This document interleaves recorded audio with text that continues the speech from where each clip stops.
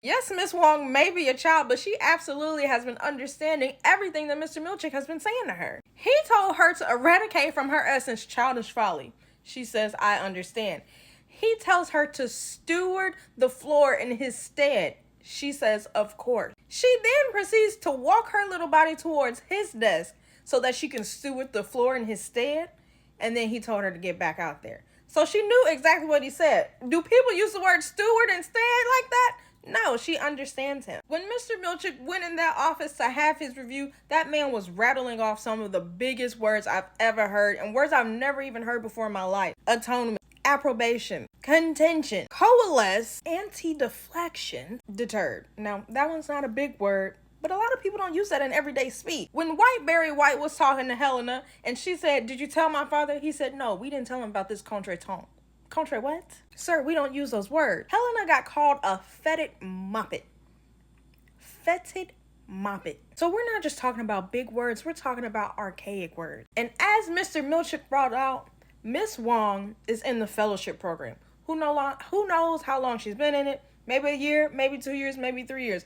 Regardless, she's working through it. And if they're talking that way at the top, you know those words have trickled down, which is why Mr. Milchick felt comfortable speaking the way he did. These big words and these archaic words are nothing new to her. And that's what makes her complaint so terrible, because it's not a lie, but it is a manipulation. Because when they say, man, they're using way too many big words, your first thought is they're not understanding what he's saying. But she understands it completely.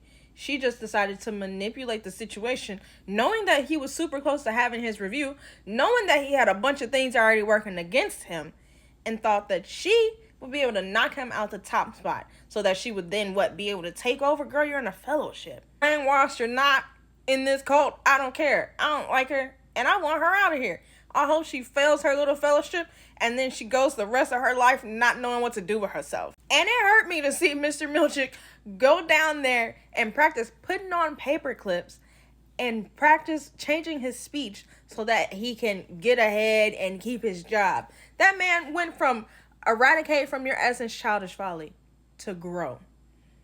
Now, would I love to see him tell somebody to grow up? Absolutely. It's disrespectful, and I love saying it to people. Grow up. You know? But that's not how he talks, and I hate that.